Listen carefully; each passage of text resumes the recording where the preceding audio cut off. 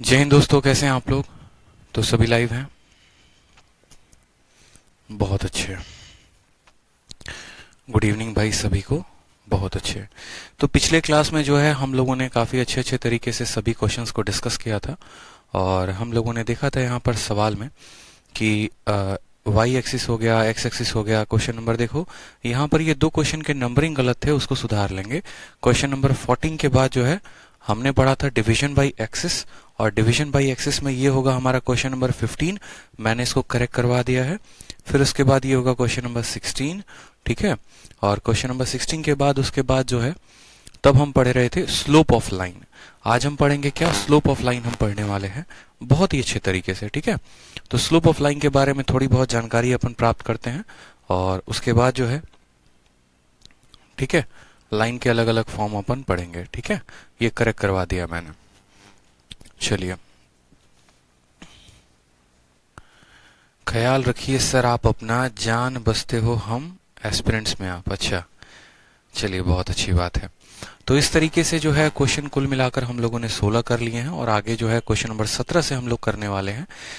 बहुत ही अच्छी शीट बनी है आप लोगों की कोऑर्डिनेट ज्योमेट्री की, ठीक है।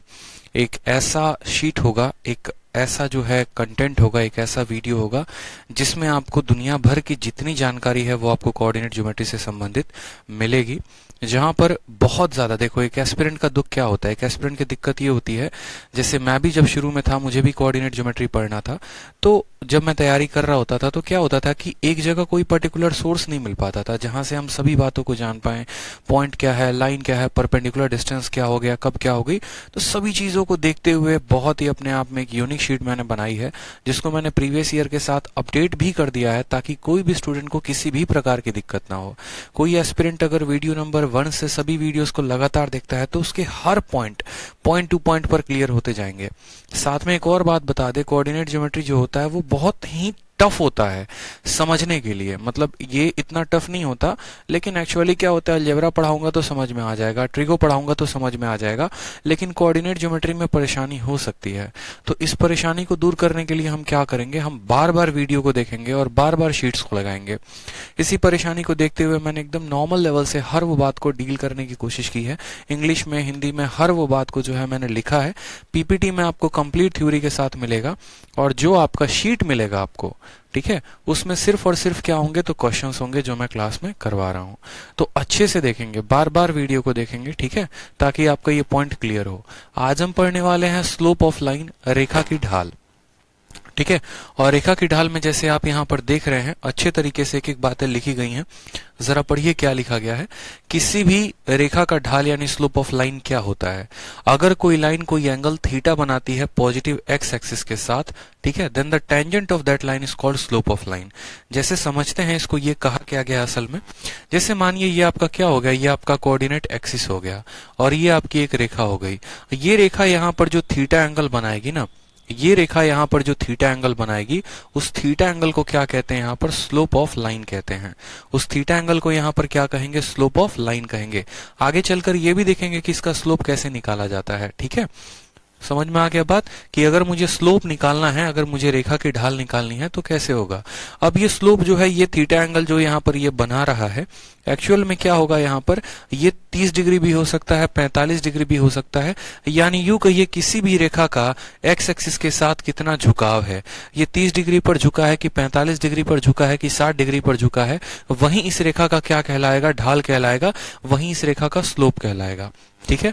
अब स्लोप को हम डिनोट किससे करते हैं, तो स्लोप को हम जो है m से डिनोट करते हैं और m का मान होता है tan थीटा, यानी थीटा 30 डिग्री है तो उसका स्लोप tan 30 यानी 1/√3 होगा।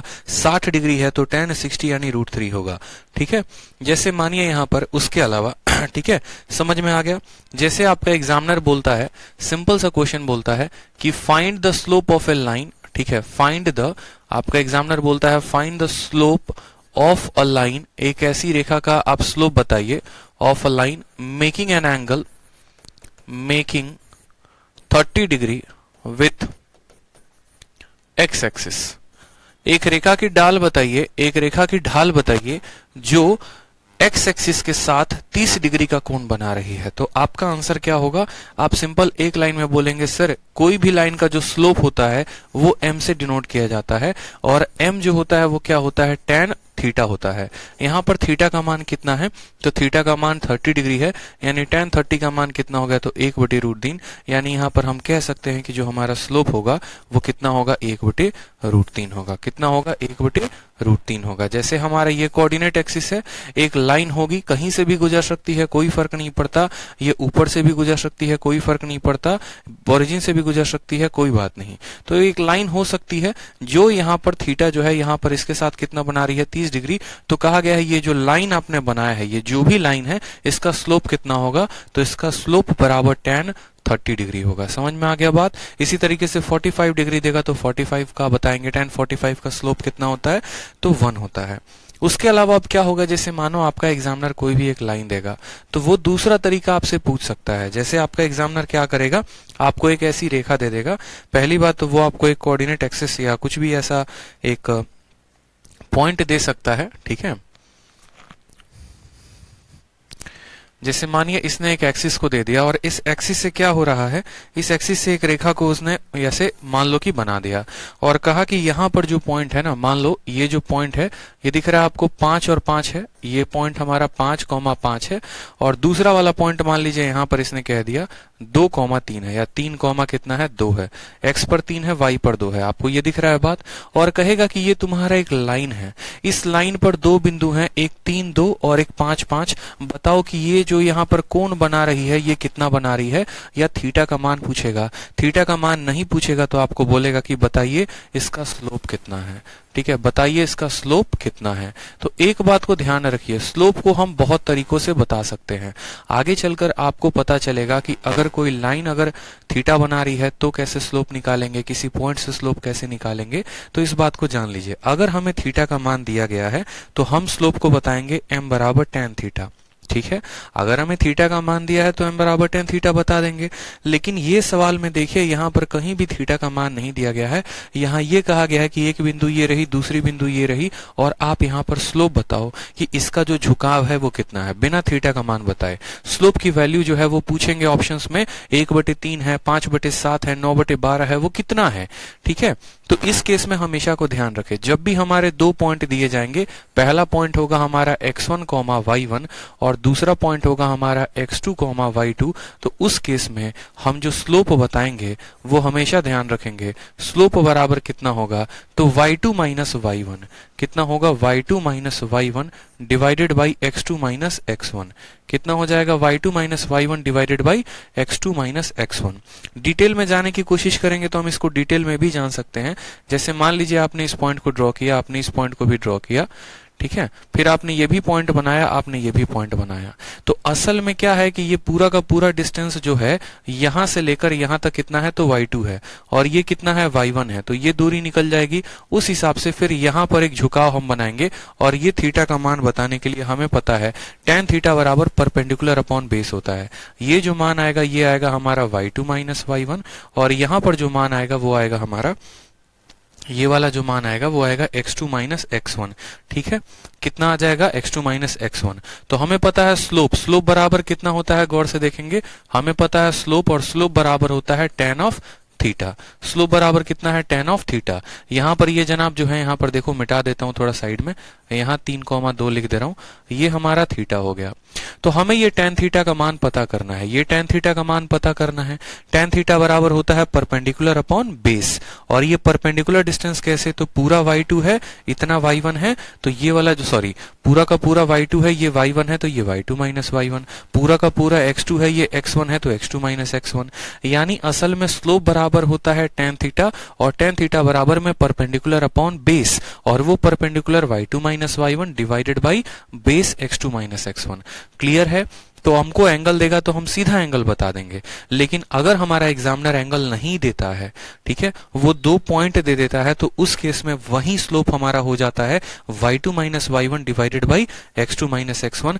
जैसे अगर इस पर्टिकुलर क्वेश्चन में हम बात करें तो y2 5 है और y1 हमारा 2 है, तो 5 में से 2 गया तो कितना आ जाएगा 3। x2 हमारा 5 है और x1 हमारा 3 है, तो 5 में से 3 गया तो कितना हो जाएगा 2, यानी इसकी जो स्लोप आएगी वो कितनी आएगी 3/2 आ जाएगी। क्लियर है? y2 minus y1 divided by x2 minus x1। जैसे इस सवाल में देखिए आपसे कहा गया है एक ऐसा स्लोप पता करने का, ठीक है, उस लाइन का स्लोप, उस लाइन की ढाल, उस रेखा की ढाल पता करे जो इन 2 बिंदुओं से गुजरती है। तो हमें पता है कि अगर तुम हमको थीटा का मान दोगे तो हम बता देंगे कि जो हमारा स्लोप होता है वो tan थीटा होता है। लेकिन सवाल में थीटा का मान नहीं दिया गया तो ये नहीं लिखेंगे, फिर हम बताएंगे जो स्लोप होता है वो कितना होता है, तो y2 minus y1 divided by x2 minus कितना हो जाएगा तो x1 के। ठीक, ये x1 y1 x2 y2, तो 6 में से 2 गया तो कितना आ जाएगा 4 आ जाएगा, और 7 में से 4 गया तो कितना आ जाएगा 3 आ जाएगा, यानी इसका उत्तर 4/3 होगा। ऑप्शन नंबर जो ए है वो क्या है, करेक्ट आंसर है। ठीक है, ऑप्शन नंबर जो ए है वो क्या है, करेक्ट आंसर है। किसी भी रेखा का ढाल उसके थीटा से बताया जा सकता है, और अगर थीटा नहीं दिया गया है तो आपको जैसा कि मैंने बताया हम थीटा निकालेंगे। परपेंडिकुलर अपॉन बेस होता है tan theta, perpendicular y2 minus y1 है और बेस हमारा x2 माइनस x1 है। क्लियर हो गया ये बात? चलिए जैसे एक और क्वेश्चन, अब देखिए यदि 2 रेखाएं हमारी क्या होती हैं समानांतर, ये आगे चलकर मैं बताऊंगा कि अगर 2 लाइनें पैरेलल हो गई, आगे चलकर क्या हो गया, जैसे मानो यहां पर ये लाइन और ये लाइन पैरेलल हो गई, तो इनका जो स्लोप होगा वो क्या होगा, बराबर होगा। और अगर मान लीजिए कि कोऑर्डिनेट एक्सिस पर एक रेखा ऐसी है, दूसरी रेखा ऐसी है, ये परपेंडिकुलर हो गए, तो उनका स्लोप का प्रोडक्ट जो है वो -1 के बराबर होगा। इसके बारे में आगे चलकर हम और अच्छे से डील करेंगे, अभी बस इतना जानेंगे।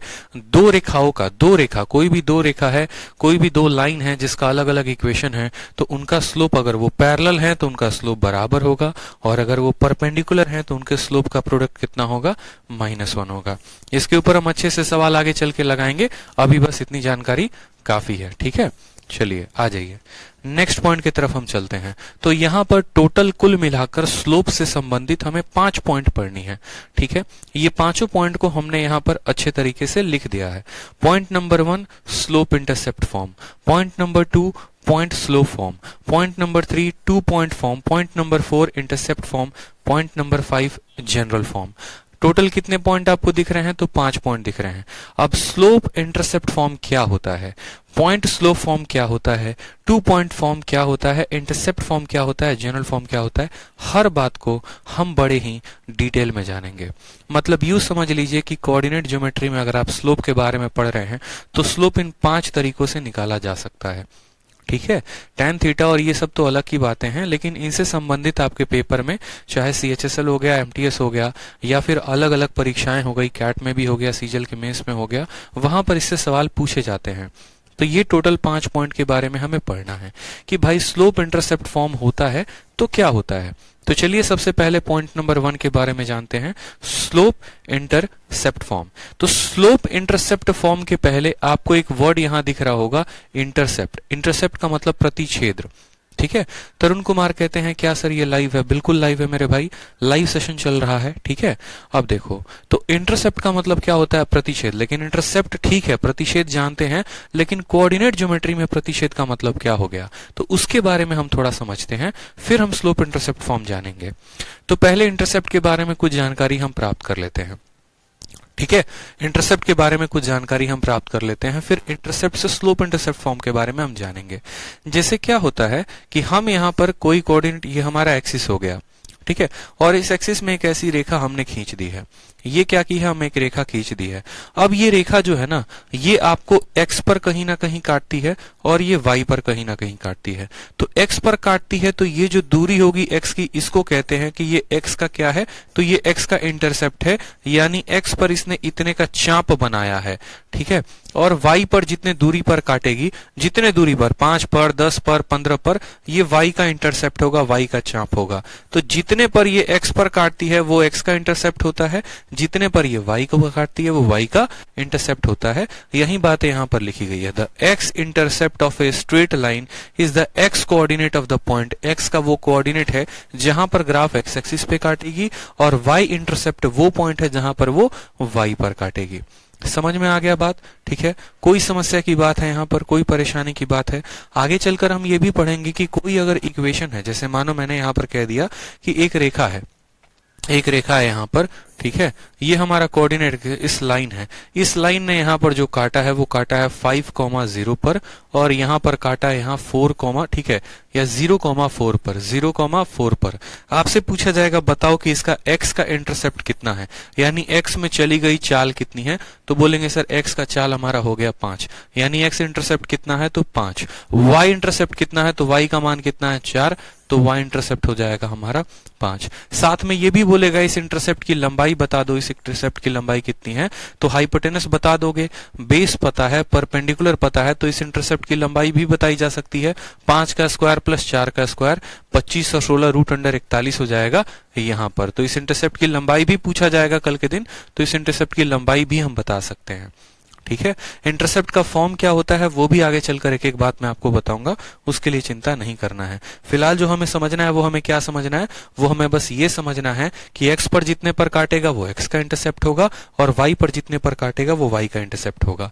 साथ में कैसे पता चलेगा कि ये x पर कितने पे काट रहा है, तो जरा गौर से देखो, यहाँ जब ये x पर काटता है तो इसका y क्या हो जाता है 0, और जब ये y पर काटता है तो x कितना हो जाता है 0। क्योंकि देखो क्या होता है कि अगर हम यहाँ पर कोई भी लाइन, यहाँ ये एक्सिस है, ये लाइन हमने खींचा है, तो x पर देखो, x वाली रेखा पर कभी भी y का मान कितना होता है 0 होता है।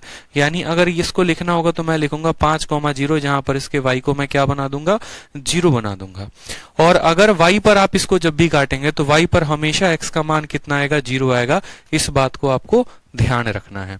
ठीक है, जब भी कोई रेखा x एक्सिस पर काटेगी तो y एक्सिस या y वाला कोऑर्डिनेट 0 होगा, और जब y एक्सिस पर काटेगी तो x का कोऑर्डिनेट कितना होगा 0 होगा। ये बात क्लियर है। इसी के आधार पर एक क्वेश्चन नंबर 18 है आप सभी के सामने। कहा गया है find the intercept made by the line. इस लाइन का इंटरसेप्ट आपसे पूछा गया है कि ये कितने कितने का चाप बनाएगी।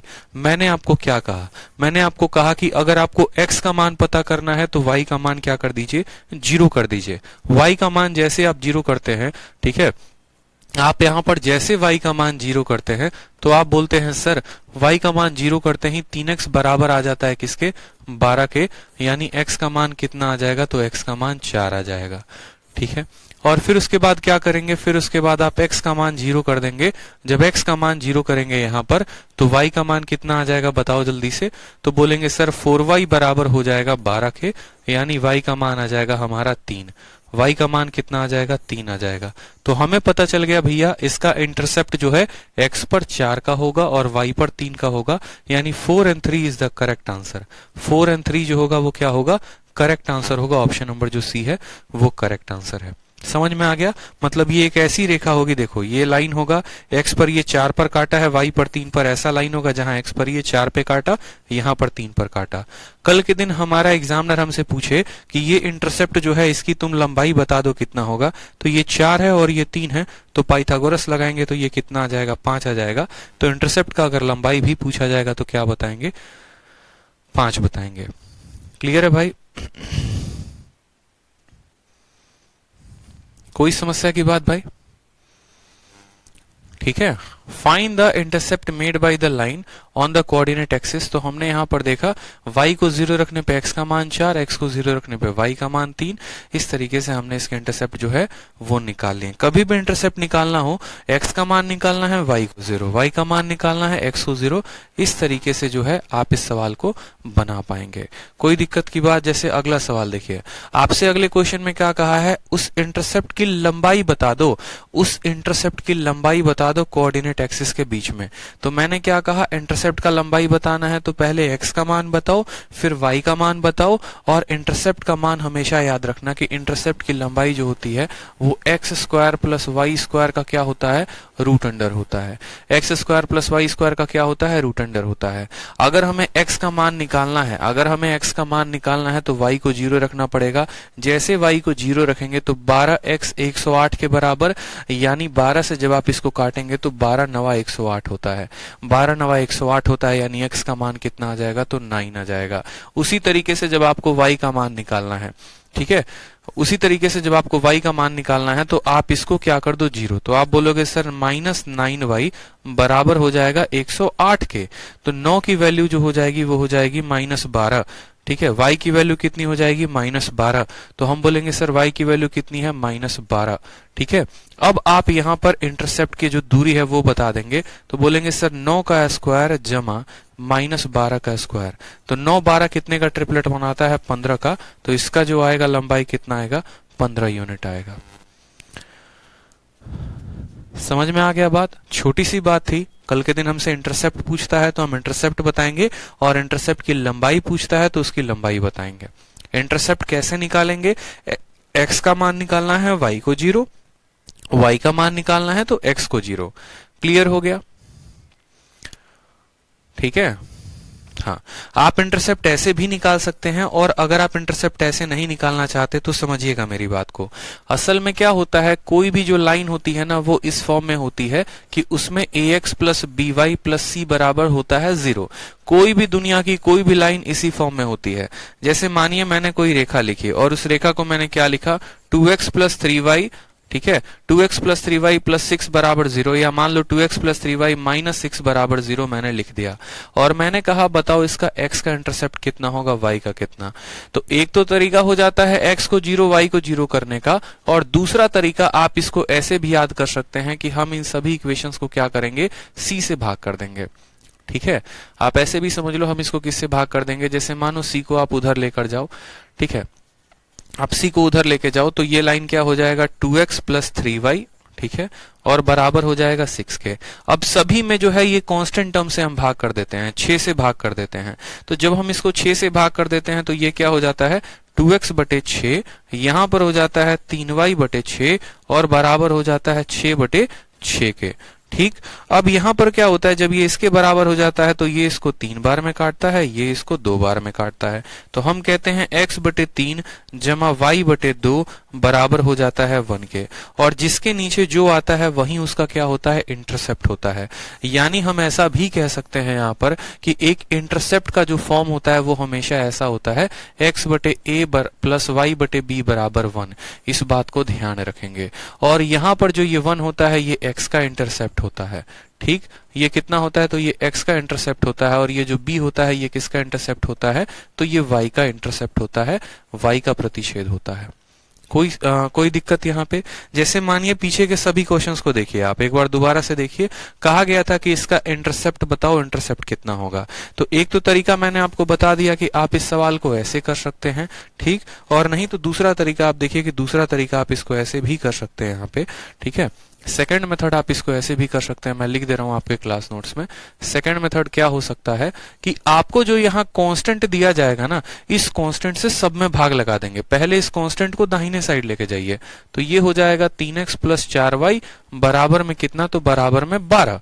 3x प्लस 4y बराबर में 12, और उसके बाद जो ये कांस्टेंट होता है इस कांस्टेंट से सब में भाग कर दीजिए। तो आप इसमें भी 12 का भाग लगाएंगे, इसमें भी 12 का भाग लगाएंगे, इसमें भी 12 का भाग लगाएंगे। क्यों लगाएंगे, ताकि यहाँ पर a बना दें, 1 बना दें। और 1 बनाने से क्या होगा, तो इंटरसेप्ट का जो फॉर्म होता है x अपॉन a जमा y अपॉन b बराबर 1, ये इस फॉर्म में किस में हो जाएगा, ट्रांसफर हो जाएगा, इस फॉर्म में ये अपने रूप को ले लेगा।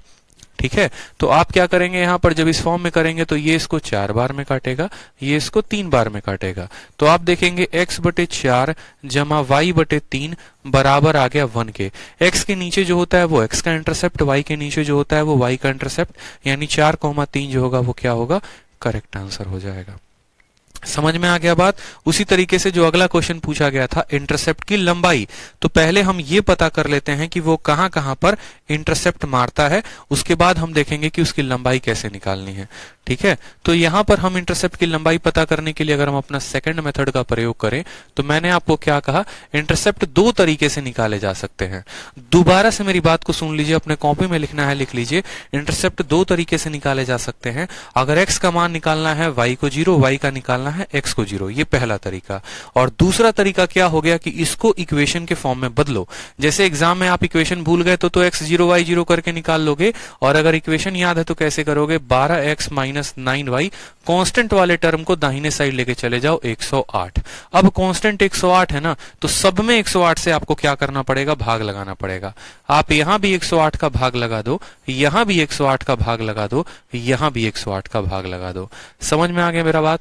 12 से ये कटा कितनी बार में, 9 बार में। 9 से कटा कितनी बार में, 12 बार में। तो x के नीचे 9 आ गया, क्या आ गया, x बटे 9, ठीक है। y के नीचे कितना आ गया, 12। ये 12 नहीं है, याद रखना -12 है, याद रखना यहां पर साइन माइनस का है, तो -12 बराबर 1। अब हमें पता है x पर 9 है, y पर 12 है, यानी ऐसा लाइन है जहां पर हम बात करें तो x पर कितना है, तो 9 है, और y पर कितना है, ये ऐसी रेखा है, y पर कितनी है, तो -12। यहां से यहां 9, यहां से यहां 12, समझेंगे मेरी बात को। यहां से यहां 9, यहां से यहां 12, तो 9 और 12 कितने का चाप बनाता है, 15 का। तो 9 12 15 यूनिट जो होगा वो हमारा क्या होगा, करेक्ट आंसर होगा। ठीक है, तो मेरी बात को समझ गया आप। इंटरसेप्ट निकालने के कितने तरीके हैं, तो 2 तरीके। ठीक है, इंटरसेप्ट निकालने के 2 तरीके, x0 y0 करके और दूसरा उसको फॉर्मूले में फिट करके और उसके नीचे का जो चाप बनता है उससे निकालते हैं। ठीक, तो पहले हमने इंटरसेप्ट के बारे में जाना। आप इंटरसेप्ट का इस्तेमाल करके आप स्लोप कैसे निकाल सकते हैं। कोई भी रेखा है उसका इंटरसेप्ट अगर पता है तो उससे हम स्लोप कैसे निकालेंगे, हम वो बात को जानते हैं। तो यहां पर हमें देखना है स्लोप इंटरसेप्ट फॉर्म। ठीक, स्लोप इंटरसेप्ट फॉर्म क्या होता है, कहा जाता है कि the equation of a straight line whose slope is m and y intercept is c is given by. जैसे मानो मैंने क्या कहा, मैंने कहा कि ये मेरा कोऑर्डिनेट एक्सिस है, ठीक है। इस एक्सिस पर क्या होता है, एक ऐसी लाइन इसको काटती है, इस लाइन का स्लोप दिया गया है और ये कहा गया है कि y पर ये कितने का इंटरसेप्ट बना रही है, मैं आपको वो दे रहा हूं। तो इस लाइन का आप इक्वेशन कैसे लिखेंगे, ठीक है। यानी अब आप जितने भी पॉइंट आगे पढ़ने वाले हैं हर जगह आपको उस लाइन का इक्वेशन हम आपसे लिखवाएंगे। जैसे फिर से मेरे सवाल को समझिएगा, मेरा सवाल आपसे क्या है, मेरा सवाल आपसे ये है कि ये हमारा कोऑर्डिनेट एक्सिस है, इस पर क्या होता है, भूला बिसरा एक रेखा आता है और यहां से काट के चला जाता है, या ऐसे ना काट के हमारा ये रेखा ऐसे भी काट देता है। अब ये जो लाइन है ना, ये लाइन इस एक्सिस को काट रहा है, तो जाहिर सी बात है कुछ थीटा पे काट रहा होगा, और अगर थीटा नहीं काट रहा होगा तो जाहिर सी बात है इस लाइन का कुछ ना कुछ तो स्लोप होगा, इस लाइन का कुछ ना कुछ तो स्लोप होगा। ये लाइन कहां पर काट रहा है, तो x पर भी काट रहा है, y पर भी काट रहा है। x पर जितना काटेगा वो x का इंटरसेप्ट होगा, y पर जितना काटेगा वो y का इंटरसेप्ट होगा। x पर जितने दूरी पर काटेगा ये x का इंटरसेप्ट कहलाएगा, y पर जितने दूरी पे काटेगा y का इंटरसेप्ट। तो आपका एग्जामिनर आपसे करता ये है कि वो क्या करता है, आप बड़े ध्यान से समझिएगा, इस लाइन का स्लोप दे देता है और इस लाइन का y इंटरसेप्ट दे देता है और कहता है बताओ इस रेखा का इक्वेशन क्या होगा। एक बात माय डियर हमेशा समझ ले, जब भी आप कोई लाइन लिखते हैं ना तो उसका एक इक्वेशन होता है, और वो इक्वेशन किस फॉर्म में होता है, तो ax प्लस by प्लस सी बराबर 0। यानी उसके x के साथ कोई वेरिएबल होगा, y के साथ कोई वेरिएबल होगा और कोई कांस्टेंट टर्म होगा। एग्जाम्पल के तौर पे जैसे मानो 2x प्लस 3y प्लस 6 बराबर 0 लिख सकते हो, 11x 7y, ठीक है, प्लस 121 बराबर 0, ऐसा कुछ भी आप लिख सकते हो अपने फॉर्म में। तो दुनिया के जितने भी लाइनें हैं वो एक इक्वेशन में हैं, और हमें कोऑर्डिनेट ज्योमेट्री में जनरली इक्वेशन निकालना ही सीखना होता है। इक्वेशन निकालने के अलग अलग तरीके, पहला तरीका जो है वो आप पढ़ रहे हैं, ये आपने जितना पॉइंट पढ़ा है ना, यहाँ पर दोबारा से समझा दूं, ये आपने जितना पॉइंट यहाँ पढ़ा है ये सभी के सभी इक्वेशन निकालने के तरीके हैं। इसीलिए ऊपर लिखा गया है इक्वेशन, किसी भी स्ट्रेट लाइन का इक्वेशन कैसे निकालेंगे, जब एक स्लोप दिया गया हो और एक इंटरसेप्ट दिया हो तो इक्वेशन कैसे बताओगे, जब एक पॉइंट दिया गया होगा और एक स्लोप दिया होगा तो कैसे निकालोगे, जब 2 पॉइंट दिए गए होंगे तो इक्वेशन कैसे निकालोगे, जब सिर्फ इंटरसेप्ट दिए गए होंगे तो कैसे निकालोगे, और जनरल फॉर्म भी आपको बताएंगे। यानी ये 5 तरीके हैं किसी भी रेखा के इक्वेशन को निकालने का, 5 तरीके कुल मिलाकर। स्लोप इंटरसेप्ट फॉर्म, यानी स्लोप इंटरसेप्ट फॉर्म पढ़ते आपके दिमाग में क्या आ रहा है, आपके दिमाग में ये आ रहा है कि भाई एक स्लोप दिया गया होगा और एक इंटरसेप्ट दिया गया होगा और तब कहेगा इक्वेशन निकालने को। तो उस केस में हमेशा याद रखना आपका इक्वेशन होता है y बराबर mx प्लस सी, y बराबर mx प्लस सी, ये आपका इक्वेशन होता है। क्या होता है, y बराबर mx प्लस सी। जैसे जैसे जो जो पॉइंट हम पढ़ते चलेंगे वैसे वैसे लिखते चलेंगे, याद रखिएगा। y बराबर कितना, तो mx प्लस सी। अब बोलेंगे सर ये mx प्लस सी में, ठीक है, हमें पढ़ना है स्लोप और इंटरसेप्ट, तो यहाँ स्लोप क्या है और इंटरसेप्ट क्या है, तो वो बातें यहां पर समझो। जैसे आपने क्या पढ़ा, आपने पढ़ा यहां पर आपने पढ़ा स्लोप इंटरसेप्ट फॉर्म। तो स्लोप इंटरसेप्ट फॉर्म में जो भी इक्वेशन लिखा जाता है y बराबर mx प्लस सी या mx प्लस बी, जहां पर ये m शब्द स्लोप होता है और ये जो b या c यहां पर जो भी कांस्टेंट टर्म होता है वो y का इंटरसेप्ट होता है, y का प्रतिच्छेद होता है। समझ में आ गया? जैसे आपका एग्जामिनर क्या करेगा, एक ऐसा क्वेश्चन देगा, बोलेगा उस इक्वेशन बताओ, उस रेखा का इक्वेशन बताओ जिसका स्लोप 5 है और y का इंटरसेप्ट कितना है, 12 है। ठीक है, और ऐसे 4 ऑप्शन दिए गए होंगे और बोलेगा बताओ इसमें से कौन सा वाला सही है, कौन इक्वेशन करेक्ट है। एक स्लोप देगा, एक इंटरसेप्ट देगा। दोबारा से समझिए, एक स्लोप देगा, एक इंटरसेप्ट देगा और बोलेगा इक्वेशन बताइए। तो आप बोलेंगे सर ने पढ़ाया था स्लोप इंटरसेप्ट फॉर्म, और स्लोप इंटरसेप्ट फॉर्म में उन्होंने कहा था कि याद रखेंगे कभी भी अगर इक्वेशन लिखना हो तो y बराबर mx प्लस सी लिखते हैं। कब लिखते हैं? जब एक स्लोप हमें दिया गया होता है और यहां पर एक हमारा इंटरसेप्ट दिया गया होता है। इसको हम क्या बोलते हैं? तो इंटरसेप्ट बोलते हैं। और ये कैसा इंटरसेप्ट है? तो y एक्सिस पर बना इंटरसेप्ट है, x एक्सिस पर बना इंटरसेप्ट नहीं है, y एक्सिस पर बना इंटरसेप्ट है। ठीक है, समझ में आ गया बात? तो स्लोप इंटरसेप्ट फॉर्म हो गया ये।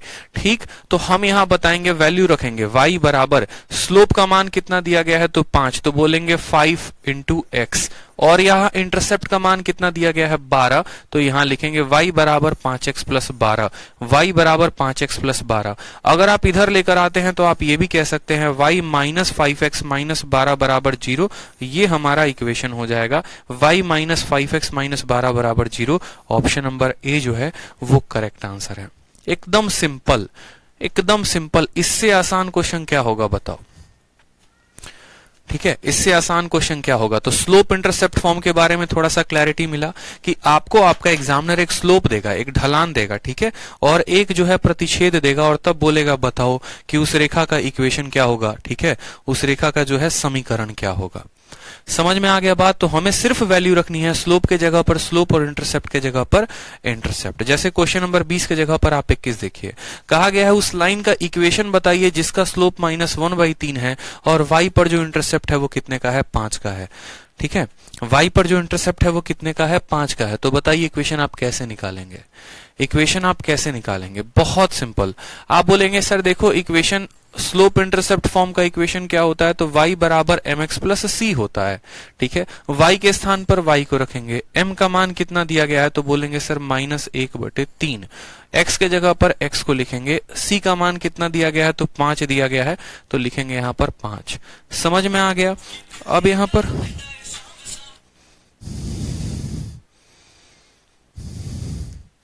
ठीक है, अब यहां पर देखेंगे तो हमें सब में क्या करना होगा, सब में हमें 3 से गुना करना होगा। तो हम क्या करते हैं, सब में 3 से गुना लगाते हैं। तो 3y बराबर, यहां पर 3 से गुना करेंगे तो -x जमा 15। ठीक है, 3 से गुना लगाए तो 3y हो गया, यहां पर 3 से 3 कट जाएगा, यहां हो जाएगा।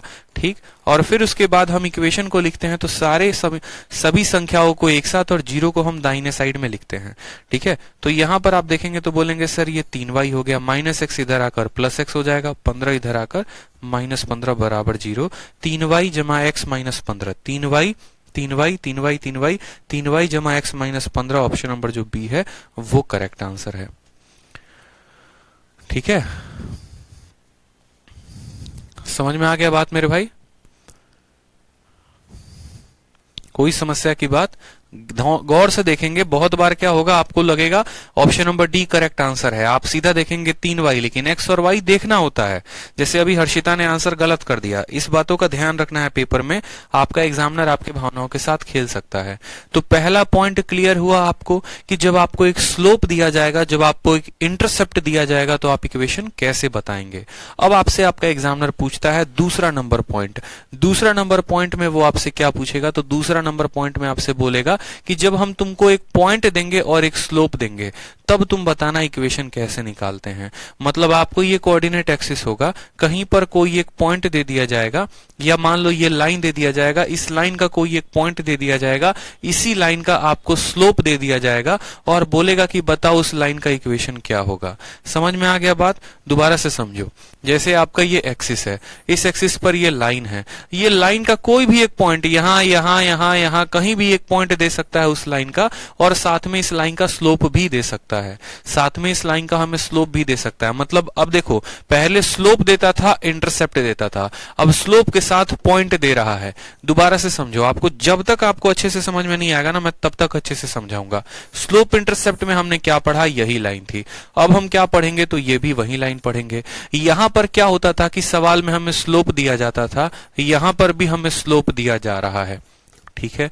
बस यहां क्या फर्क होता था, यहां पर हमारा एग्जामिनर हमें ये y का इंटरसेप्ट देता था कि y इंटरसेप्ट कितना है, ठीक है, y इंटरसेप्ट कितना है। अब यहां पर हमारा एग्जामिनर y का इंटरसेप्ट नहीं दे रहा है, बीच में कोई भी एक स्थित कोई एक पॉइंट दे देता है। जैसे मानो यहां पर उसने क्या कर दिया, पॉइंट दे दिया, ठीक है, और बोलेगा कि देखो इंटरसेप्ट था, स्लोप था, तो तुम इक्वेशन बोल दे रहे थे y बराबर mx प्लस सी। अब हम तुमको क्या करते हैं, तुमको एक पॉइंट दे देते हैं और तुमको एक स्लोप दे देते हैं। अब तुम बताओ इक्वेशन कैसे लिखा जाता है, अब तुम बता दो इक्वेशन कैसे लिखा जाता है। तो आप यहां पर सिंपल तरीके से आएंगे, बोलेंगे कोई बात नहीं भाई, जो भी तुम पॉइंट दोगे उसका x और y दोनों का मान हमको दोगे। तो देखो इक्वेशन कैसे लिखते हैं, the equation of a straight line passing through a point x1 y1। कोई भी एक स्ट्रेट लाइन, जैसे मानिए ये एक स्ट्रेट लाइन है, किसी बिंदु से होकर गुजरती है, एंड हुज स्लोप, और इस लाइन का स्लोप m दिया गया है। उस केस में अगर उस लाइन का हमको इक्वेशन लिखना है तो हम लिखेंगे y माइनस y1 बराबर m into x minus m one. या फिर आपने अभी यहां पीछे देखा था, आपने अभी पीछे देखा था कि जो हमारा स्लोप होता है वो स्लोप को हम किसके बराबर लिखते हैं, तो m के बराबर। वो m को हम किसके बराबर लिखते हैं, तो tan थीटा के बराबर। और यही tan थीटा को आपने पीछे देखा भी था कि ये y2 minus y1 divided by x2 minus x1 हो जाता है। तो यही वाले फॉर्म को थोड़ा सा हम बदल कर यहां पर लिख देते हैं। यही वाले फॉर्म को m बराबर हमारा इतना हो जाता था, तो यही m बराबर क्या हो जाता है, जहां y2 दिया है उसको y मान लो, और y1 तो आपका एग्जामिनर देगा ही, जहां x2 दिया है उसको x मान लो, और यहां पर x1 तो आपका देगा ही। बस ये हो जाता है, ये हो जाता है हमारा फॉर्म, ठीक है। याद रखेंगे y बराबर mx प्लस सी ना होकर ये फॉर्म तब रहता है जब हमारा कोई स्लोप दे दे, इंटरसेप्ट दे दे। इसका इस्तेमाल ना करके फिर हम इक्वेशन को ऐसे निकालते हैं कि m बराबर y minus y1 divided by x minus x1। y को हम इसीलिए रखते हैं ताकि वेरिएबल एक रखें, उसके फॉर्म में आए, x भी होता है, और ये x1 y1 क्या होता है, तो x1 y1 वही पॉइंट के कोऑर्डिनेट होते हैं। जैसे मानो आपका एग्जामिनर कहा कि आपका पॉइंट का मान 2 और 3 है और आपका स्लोप कितना है। जैसे देखो अगला क्वेश्चन मैं आपसे कहूं, आपका एग्जामिनर आपको ये कहता है कि आपका जो पॉइंट है वो पॉइंट का मान कितना है, तो उसने कहा आपका पॉइंट का मान 3 और 5 है, और आपका स्लोप कितना है, तो बोलेगा आपका स्लोप 5 है मान लो। बोलेगा इक्वेशन बताइए, इक्वेशन कितना होगा, व्हाट इज द इक्वेशन। आप कैसे इक्वेशन लिखेंगे, आप बोलेंगे देखो एक पॉइंट दिया गया है और एक स्लोप दिया गया है, तो सबसे शानदार इक्वेशन लिखने का तरीका m बराबर y माइनस y1, ठीक है, divided by x minus x1। समझ में आ गया मेरी बात को। m का मान कितना है, तो बोलेंगे सर m का मान यानी स्लोप 5 दिया गया है, y को y रहने देंगे, y1 के स्थान पर देखेंगे तो y1 का मान 5 है, x के स्थान पर x रहने देंगे, और x1 का मान कितना है, 3 है, ठीक है। अब आप यहाँ गुना लगाइए, तो 5 इंटू एक्स कितना हो जाएगा, 5x, 5 इंटू 3 कितना हो जाएगा, -15 बराबर y माइनस 5, ठीक है। यहां पर रखेंगे 5x, y को इधर लेकर आएंगे माइनस y, -15 में 5 जुड़ जाएगा, -15 में 5 जुड़ जाएगा तो -10 बराबर 0। ये हमारा इक्वेशन निकल कर चला आएगा और ये हमारा करेक्ट आंसर होगा। ये हमारा इक्वेशन निकल के चला आएगा और ये क्या होगा, करेक्ट आंसर। तो क्या आपको पॉइंट स्लोप फॉर्म समझ में आया, जहां पर आपको एक पॉइंट दिया जाएगा और क्या दिया जाएगा, पॉइंट का मान होगा x1 y1 और आपको स्लोप, ये दोनों के दोनों क्या होंगे, गिवन होंगे। तो उस केस में आप इक्वेशन हमेशा याद रखेंगे y minus y1 divided by x minus x1 बराबर m, जहां पर y1 और x1 आपको दिए गए होंगे और m आपको स्लोप दिया गया होगा, ठीक है। कोई समस्या की बात, तो चलिए पहला क्वेश्चन यहां पर देखते हैं। कहा गया उस रेखा का इक्वेशन बताइए जिसका स्लोप -3 है और वो 2, -5 से क्या होती है, गुजरती है। 2, -5 से क्या होती है, गुजरती है। कोई समस्या बताओ कैसे आंसर दोगे। 2, -5 से गुजर रही है। आप बोलेंगे सर हमने अभी याद किया है कि जब भी कोई पॉइंट और जब भी कोई स्लोप दिया जाएगा तो उसका जो स्लोप है, ठीक है, उसका जो इक्वेशन है वो लिखा जाता है m बराबर y minus y1 divided by x minus x1। Clear हो गया ये बात। यहाँ पे m बराबर y minus y1 divided by x बराबर x1। स्लोप के स्थान पर कितना दिया गया है तो -3, ठीक है। y के स्थान पर y रखेंगे, y1 का मान कितना दिया गया है तो -5 दिया गया है, और हमारा x के स्थान पर x होगा, x1 का मान कितना है तो 2 है। अब यहाँ गुना लगाइए, -3 इंटू x -3x, -3 को -2 के साथ 6 हो जाएगा। यहाँ पर आ जाएगा y माइनस माइनस कितना हो जाएगा 5, ठीक है।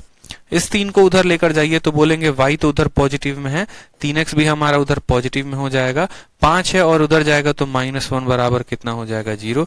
तो y plus 3x minus 1, y plus 3x minus 1, y plus 3x minus 1 बराबर 0। ऑप्शन नंबर जो ए है वो करेक्ट आंसर होगा।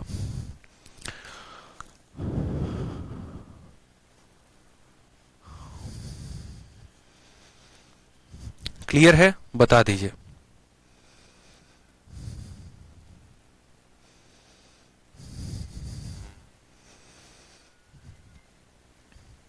हर्ष कह रहे हैं सर एंकर्स बैच में पाइप एंड सिस्टम की शीट और नोट्स तो है पर क्लासेस मिसिंग है। ठीक है हर्ष, एक बार हम देख लेंगे पाइप एंड सिस्टम का क्या इशू है, ठीक है। I will note it down, ठीक है। चलिए 22 नंबर हो गया। अब आ जाते हैं क्वेश्चन नंबर 23 में। सेम तरीके से आपको कहा गया है उस रेखा का इक्वेशन बताइए जिसका स्लोप दिया गया है और पॉइंट दिया गया है। मतलब मैंने क्या किया है कि हर एक थ्योरी को रखा है, उस थ्योरी के साथ पर्टिकुलर उसी पर 2 क्वेश्चन अटैच किए हैं ताकि आपको थ्योरी का पॉइंट वो साथ के साथ क्लियर होते चले। समझ में आ रहा है? तो यहां पर सेम तरीके से स्लोप दिया गया है और बोला गया है वो इस बिंदु से पास करे, ठीक है। वो इस बिंदु से पास कर रही है तो बताइए क्या होगा। आप क्या बोलेंगे? बोलेंगे सर ऐसे केस में इक्वेशन बराबर m बराबर y minus y1 divided by x minus x1 हो जाएगा, ठीक है। हमारा स्लोप कितना दिया गया है बताइए, तो स्लोप हमारा 2/3 है। कोई समस्या की बात? y के स्थान पर y रखेंगे, y1 का मान कितना है तो बोलेंगे सर y1 का मान हमारा 5 है, तो y1 का मान हम कितना रखेंगे 5, ठीक है। y1 का मान कितना रखेंगे 5। x1 का मान देखो तो x माइनस x1 का मान कितना है -3, बस काम खत्म। 2 को x के साथ देखो, माइनस और -3 कितना हो जाएगा तो माइनस और -3 यहाँ सीधा का सीधा प्लस हो जाएगा। 2 इंटू x हो जाएगा 2x और इंटू 3 6 हो जाएगा, यहाँ हो जाएगा 3y माइनस 15।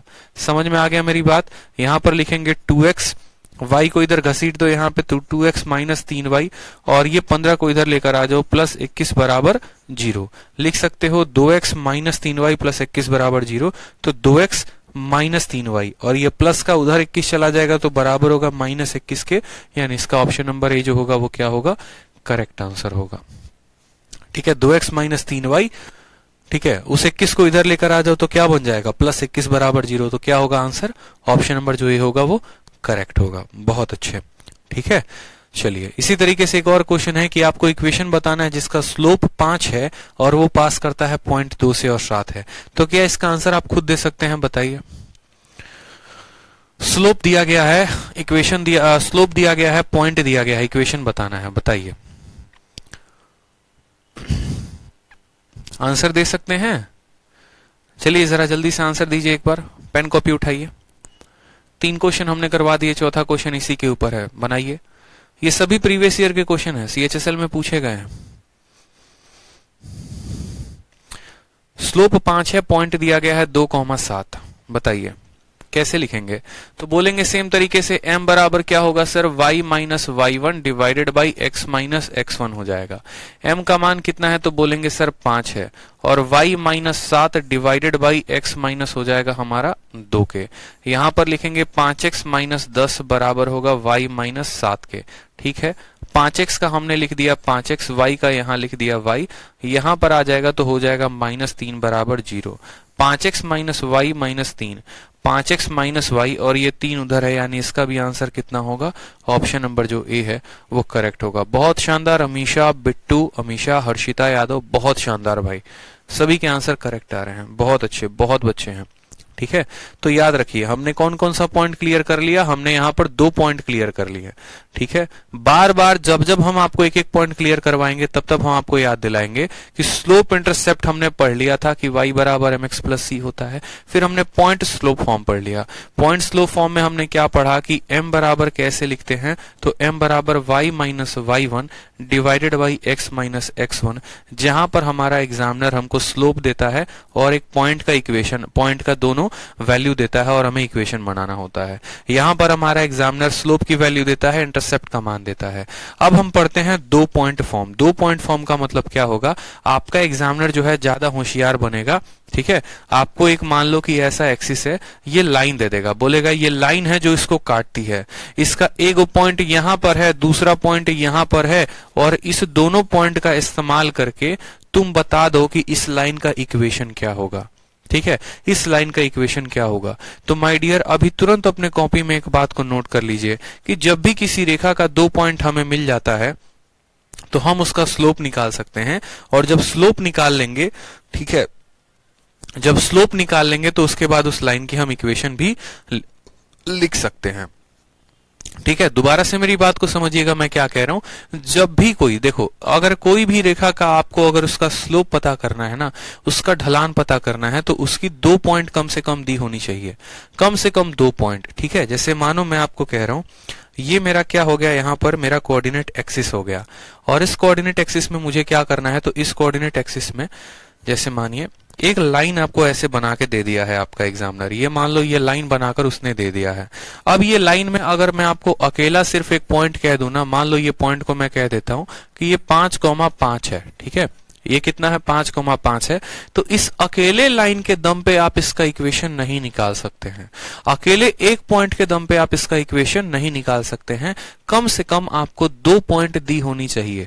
अगर आपको 2 पॉइंट दिया गया है तो आप इसका इक्वेशन बता पाएंगे, अन्यथा नहीं बता पाएंगे।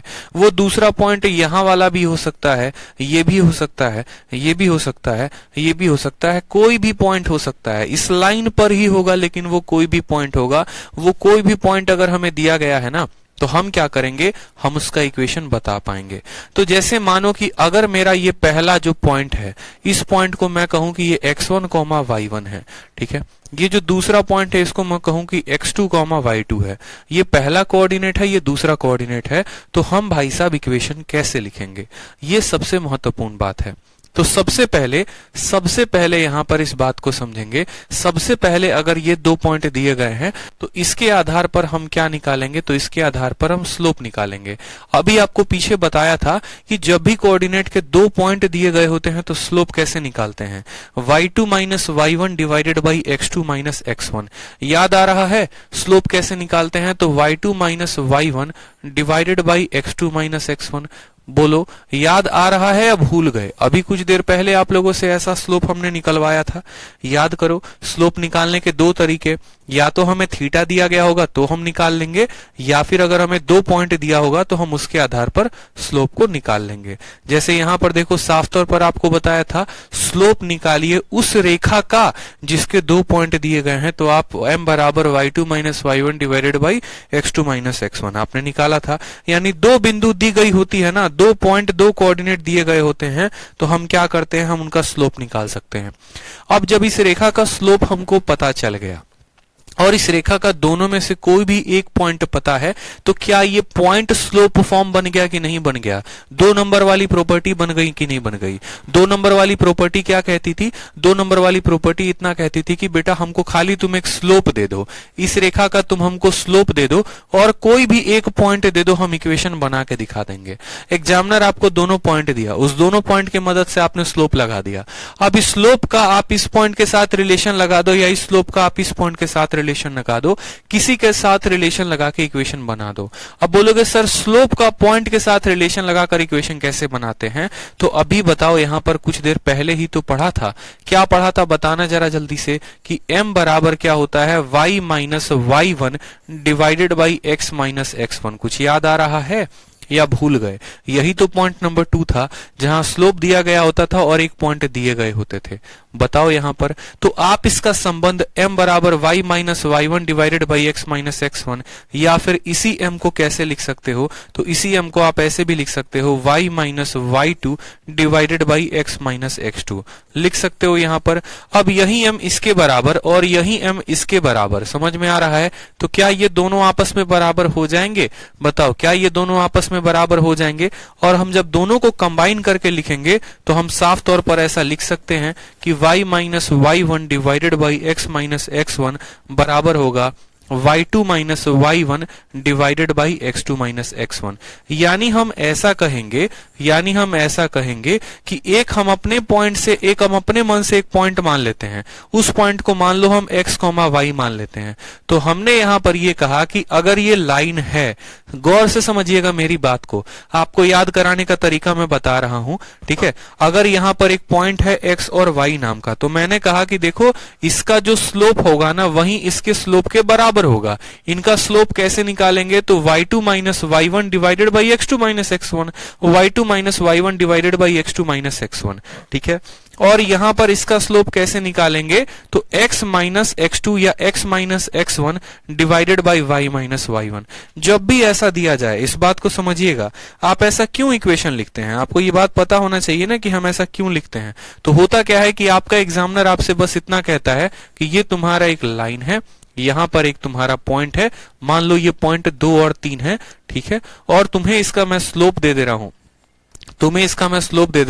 तुम इक्वेशन बनाओ। तो आप पता है क्या करते थे? आप बोलते थे कि मैं अपने मन से एक पॉइंट यहां पर लेता हूं, उस पॉइंट का मान मैं x, y रखता हूं, ठीक है। मैं अपने मन से एक पॉइंट लेता हूं, उस पॉइंट का मान मैं x, y रखता हूं। तो अगर मुझे यहां पर स्लोप निकालना होगा तो मैं स्लोप को क्या लिखूंगा? मैं स्लोप को बोलूंगा कि मेरा स्लोप जो आएगा y माइनस 3, ठीक है।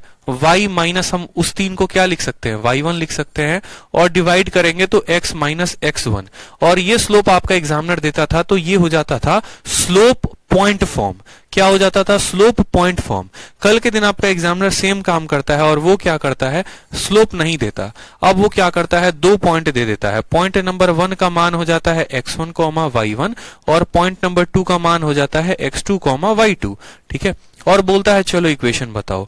सेम काम हम अब भी करेंगे, हम अपने तरफ से एक पॉइंट मान लो ले लेंगे x, y, और हम कहेंगे तुम दोनों जितना स्लोप बनाओ। यार एक लाइन का कभी अलग अलग स्लोप हो सकता है? कभी नहीं हो सकता। इस लाइन का स्लोप 5 है तो इसके ऊपर 10 लाइनें आएंगी या 10 पॉइंट आएगी ना, तो हर पॉइंट से स्लोप निकालोगे तो 5 ही आएगा।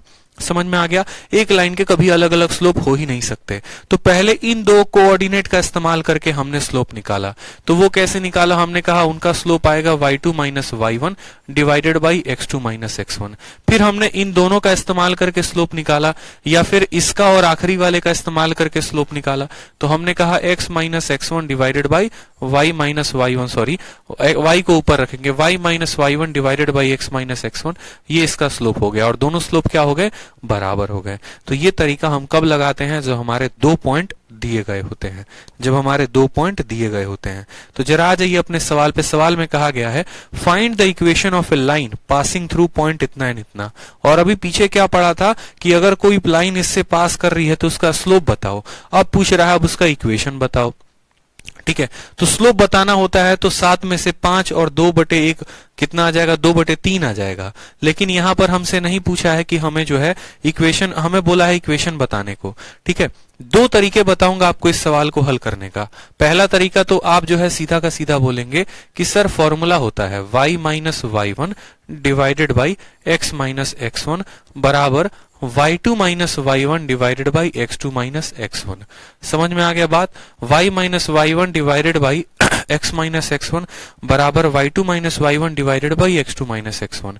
y का मान नहीं दिया गया होता है तो y को y रखेंगे। y1 यानी पहला वाला पॉइंट कितना है? तो 5 है। x का मान नहीं दिया, x रखेंगे। x1 का मान कितना है? तो -1 यहाँ प्लस बना देगा। 7 में से 5 गया तो 2 आ जाएगा, ठीक है। और 2 -1 कितना बना देगा? तो 3 बना देगा। आमने सामने गुना करेंगे तो बोलेंगे सर 3y माइनस 15 बराबर 2x जमा कितना हो जाएगा? 2 हो जाएगा, ठीक है। यहां पर रखेंगे 3y, यहां आ जाएगा -2x, और ये जनाब इधर आ जाएंगे तो -17 बराबर 0। इक्वेशन निकल गया कि नहीं निकल गया? 3y माइनस 2x माइनस 17, ठीक है, 3y माइनस 2x माइनस 17, ठीक। या इसमें अगर आप मान लो कि सभी को दाहिने साइड लेके चले जाओ तो वहां पर क्या होगा कि x पॉजिटिव में आ जाएगा, y वाला नेगेटिव में आ जाएगा और नेगेटिव वाला पॉजिटिव में आ जाएगा। तो ये इक्वेशन को ऐसे भी लिखा जा सकता है कि 2x माइनस 3y प्लस 17 बराबर 0, 2x माइनस 3y प्लस 17 बराबर 0। ऑप्शन नंबर जो डी है वो क्या है? करेक्ट आंसर है,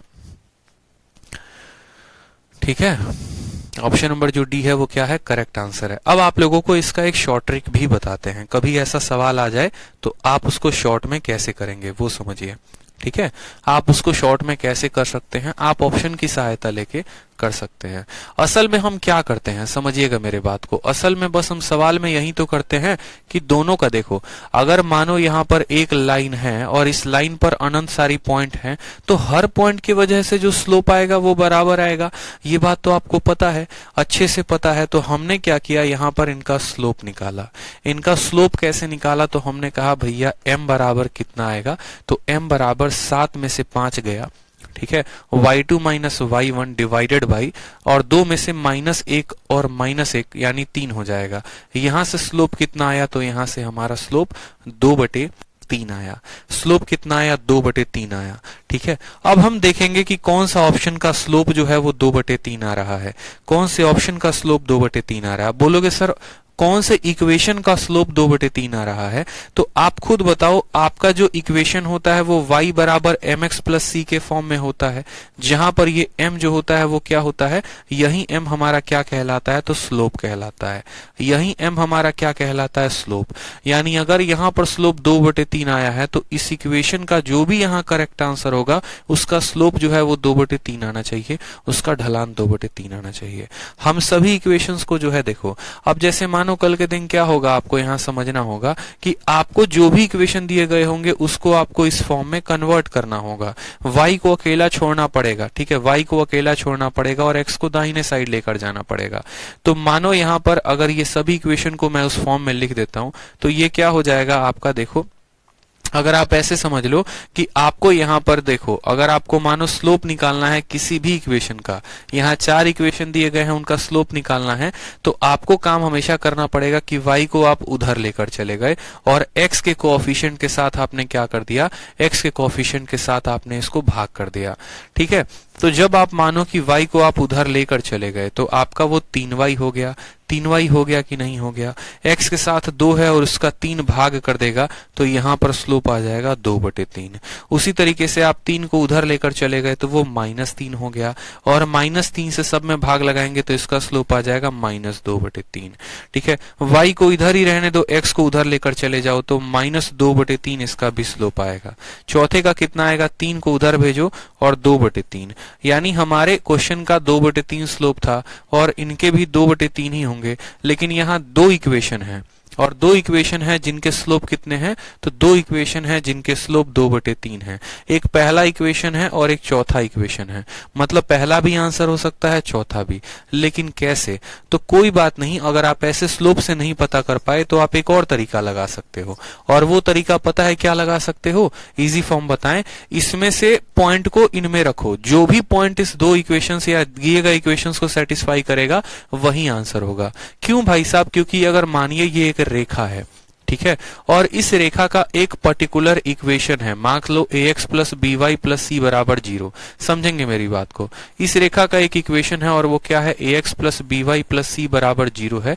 तो यहां पर आप दुनिया के फैक्ट्री के जितने भी पॉइंट है सब डालते जाओगे, वो इस इक्वेशन को सेटिस्फाई करते जाएगा। जितने भी पॉइंट होंगे जो इस लाइन पर होंगे वो इस इक्वेशन को 100% सेटिस्फाई करेंगे, ये बात ध्यान रखना। तो अगर ये पॉइंट, अगर मानो हमारा आंसर नंबर डी है, अगर ये पॉइंट इस इक्वेशन के लिए है तो ये पॉइंट इस इक्वेशन को सेटिस्फाई करेगा, उसी तरीके से ये भी पॉइंट इस इक्वेशन को सेटिस्फाई करेगा। तो बहुत बार मैं क्या होता था, खुद मॉक टेस्ट दे रहा होता था और ऐसे जितने सवाल आते थे ना, तो मैं बस एक ही बात जानता था कि भैया उस पॉइंट को इक्वेशन में डालो, जो सेटिस्फाई करेगा वही आंसर। उतना फुर्सत नहीं है बैठकर इक्वेशन निकालने का, तो बस बढ़िया काम एक ही आ जाता है हमारे पास, और वो क्या होता है कि आपको क्या करना है, तो बस यहां पर पॉइंट को इसमें रखना है। जैसे मानो आपने यहाँ पर रखा 2 और 7, x के जगह पर 2 रखा तो 2 इंटू 2 कितना हो गया 4, और y के जगह पर 7 रखा तो 3 इंटू 7 कितना हो गया -21। यहाँ पर कितना आ जाएगा तो 2 4 और ये हो जाएगा -17। -17 कभी 0 होता है? नहीं होता, ये सेटिस्फाई नहीं कर रहा है। उसी तरीके से दूसरे में रखिए, तीसरे में रखिए, चौथे में रखिए। 2 इंटू 2 कितना हो जाएगा तो बोलेंगे सर 4, और 7 इंटू 3 कितना हो जाएगा -21। यहाँ आएगा -17, यहाँ है +17, -17 में +17 जोड़ने पर 0, यानी ऑप्शन नंबर क्या होगा? D is the correct answer. पीछे के आपने जितने सवाल किए हैं ना, जितने भी इक्वेशन वाले सवाल, जैसे यहां बोला था उस लाइन का इक्वेशन बताओ जो इससे पास करता है, कोई बात नहीं भाई, 2 और 7 यहां पर रख दो, देखो कौन सा इक्वेशन सेटिस्फाई कर रहा है, वही आंसर है। क्योंकि अगर ये इक्वेशन इस पॉइंट से पास कर रहा है तो उसको सेटिस्फाई करेगा, सीधा सा बात है। अगर आपको नहीं आता है तो सबसे 1 सेकंड का सॉल्यूशन यही है कि वैल्यू को रखिए और आंसर पाइए। पीछे के जितने सवाल हो गए आप उसमें ये ट्रिक अपना सकते हैं। यहां पर भी जैसे -3 और 5 से पास कर रहा है, आप -3 5 रखो 4 ऑप्शंस में, जो ऑप्शंस आपका सेटिस्फाई करेगा वो आंसर। यहां पर भी उसी तरीके से 2 और -5 रखो, आंसर हो जाएगा। ठीक है, तो कुल मिलाकर हमने कितने पॉइंट पढ़े? कुल मिलाकर हमने 3 पॉइंट पढ़े, और 3 पॉइंट क्या क्या पढ़े? दोबारा से रिवाइज में आपको करा रहा हूं। ठीक है, हमने यहां पर पढ़ा कि अगर कोई स्लोप दिया है, इंटरसेप्ट दिया है, तो इक्वेशन y बराबर mx प्लस c। अगर कोई पॉइंट दिया है और स्लोप दिया है तो इक्वेशन y बराबर m बराबर, ठीक है, y minus y1 divided by x minus y1। फिर तीसरा हमने पढ़ा कि अगर हमें सिर्फ 2 पॉइंट दिए गए होंगे तो इक्वेशन हम कैसे लिखेंगे? तो y minus y1 divided by x minus x1 बराबर होगा y2 minus y1 divided by x2 minus x1। ये हमने पढ़ा तीसरा नंबर पॉइंट। ये 3 पॉइंट हमने अभी इस वीडियो में कवर किए। समझ में आ गया? ठीक है, अब आ जाइए नेक्स्ट नंबर जो क्लास है उसमें आपको एक और क्लास लाइव दिखा रहा होगा, क्लास नंबर 3 के नाम से, उसमें आ जाइए। फिर आगे के जो पॉइंट्स हैं हम उसमें कंटिन्यू करते हैं। बहुत इंटरेस्टिंग टॉपिक है कोऑर्डिनेट ज्योमेट्री, अगर आप कायदे से पढ़ेंगे ना आपको बहुत मजा आएगा।